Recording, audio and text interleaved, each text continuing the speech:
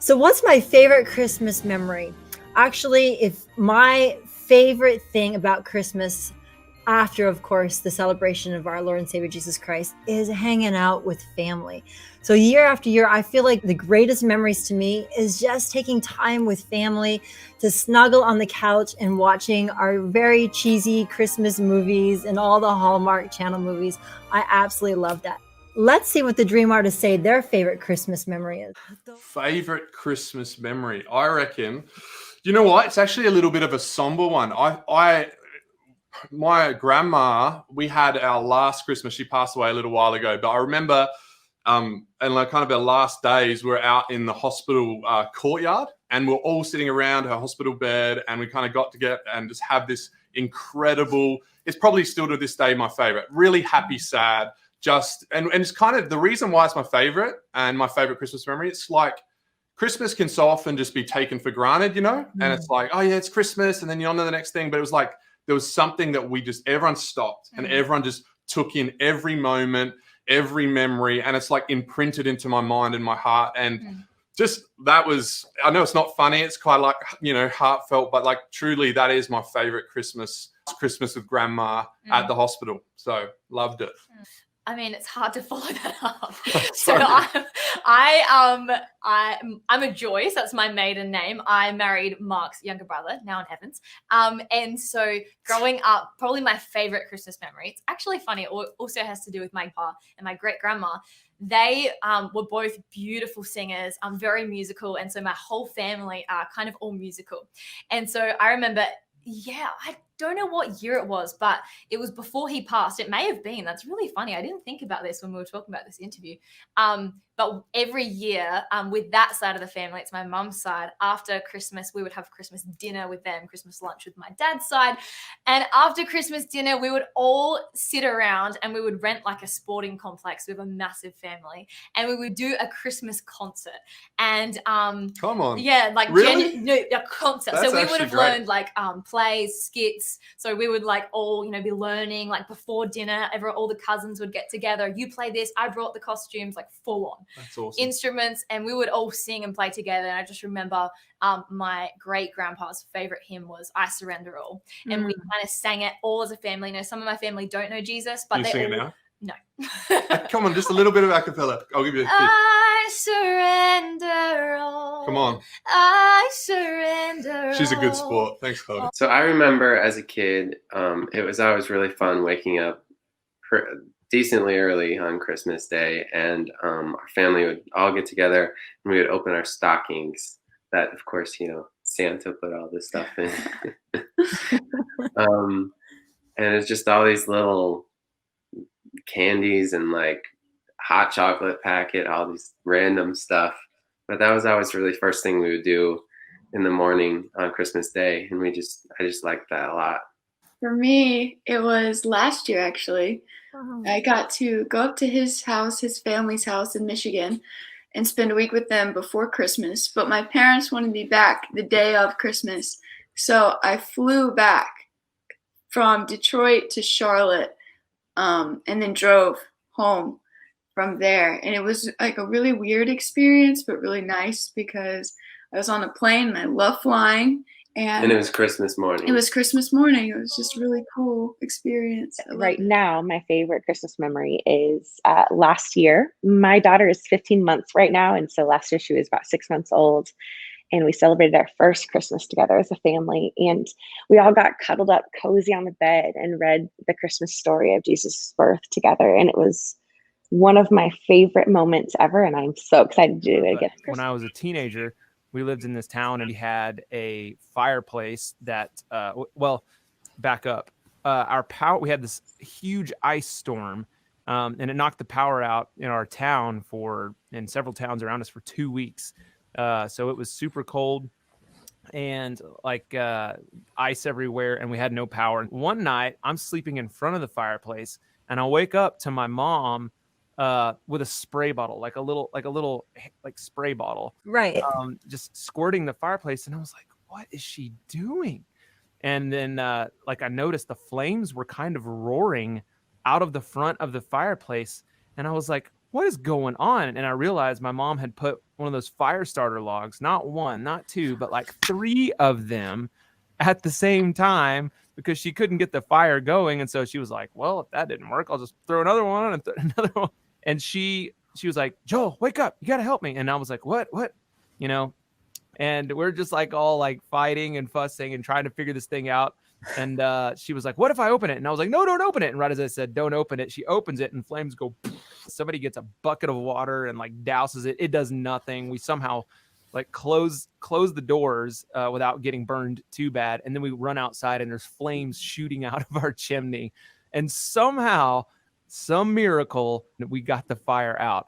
But that was one of the most exhilarating and funniest Christmas moments I think I've ever had. And my dad wasn't home. He was a truck driver at the time, so he was out on the road. And my mom was like, we must never speak of this to your father.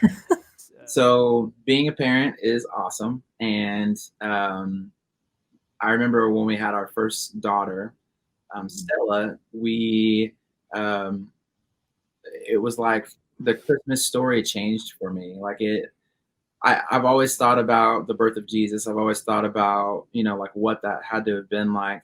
But then when you start from the beginning of just the fact that he was born, a child was born, that relationship with my daughter kind of changed the game for me in just that respect as well. So it showed me like how beautiful a gift a child is, and how that actually plays into the beauty of the Christmas story, him coming as a child first, and then being really our champion in the end. And so it's like, I don't know, it's just a beautiful picture to me. I'm very drawn by like, not just words, but just like the visual sense. I'm a very sensory person. And so just holding my child in those moments and thinking about the Christmas season and everything it really is a memory that I will never forget. It was the first year that my family, my brother, my sister, my mom, my dad, and me were all together for the first time, I think in like 5 or 6 years after my siblings did a lot of traveling. And so that was definitely like the highlight of Christmas as far as I can remember, because the first time we had been together, it was really special. So I think one of my favorite Christmas memories involves my little brother. I have a brother who's 24 now. But when we were about, I would say like 12 and 8, he decided that he wanted drums, like he wanted a drum set. And the way my parents' house is situated, we would walk down the hall towards the kitchen. And if you look to your right, that's where the gifts from Santa would be. And he runs down, because he would always wake up at like 4 or 5 in the morning on Christmas morning. He was like 5 or 6 years old. That's what you do. And so he runs down the hallway, and he always did this thing where he wanted to wake everybody up, but he didn't want to look at the Santa presents until everybody was in the room.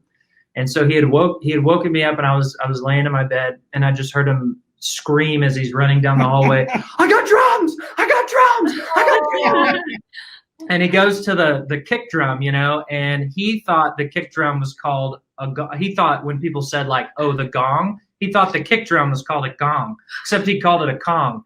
And he was like, he goes, look, Bob, it's a Kong. And he was just like, just like hitting it, which is funny because it ended up that that drum set actually ended up being what I learned drums on, and he never played them. I mean, he played them like one time.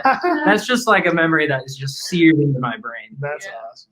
I did not have a way to listen to music in my room. Like if there was like a family like record player, my dad had the reel-to-reel, all that stuff, and it was in the family room. But I really, really wanted a CD player like so bad, and so I finally got it for Christmas, and my parents bought it. This is how sick and twisted they are. They bought it at least 6 months before Christmas, and they hid it under my own bed.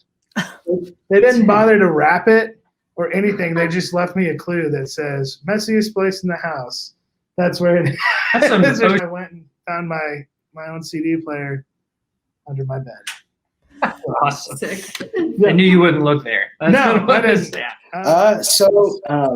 For years, now at 2911, we've been doing a Christmas production every year. And we've been doing the Grinch for years now. And I actually get to play the Grinch every year, which is crazy. every year we've been able to bring that show to Phoenix Children's Hospital, which has just been so amazing. And even this previous year, we were able to actually go and basically tour the whole entire place. And just the experience of walking into a kid's hospital room and just getting to have a few moments to make them smile and joke with them a little bit as the Grinch has just been so much fun. And this year we're doing the Polar Express, and so we're changing things a little bit. Obviously, things look a little bit different, but we're going to be streaming the whole thing to even more hospitals in the valley. It's amazing. And so I'm excited to make new memories this next year. Even though things look a little bit different, to keep doing it, you know?